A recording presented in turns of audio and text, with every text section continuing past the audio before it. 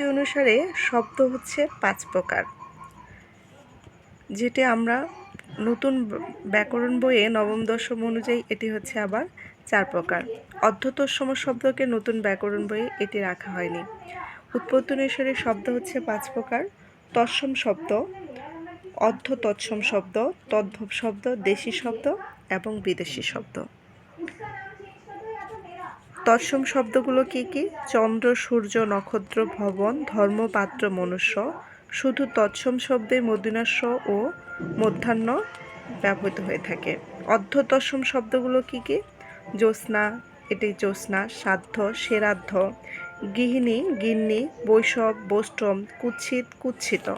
তদ্ভব শব্দ কি কি? সংস্কৃত হস্ত শব্দটি প্রাকৃততে হত ও বাংলায় এসে সেটা হয়ে গেছে হাত, তেমনি চর্মকার, চর্ম আর এবং চামার।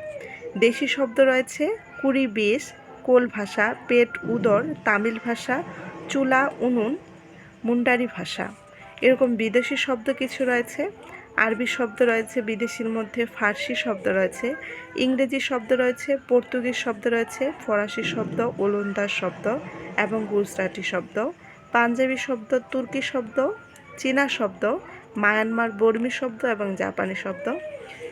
এই শব্দগুলো থেকে বিভিন্ন চাকরি পরীক্ষায় প্রশ্ন অবশ্য হয়ে থাকে।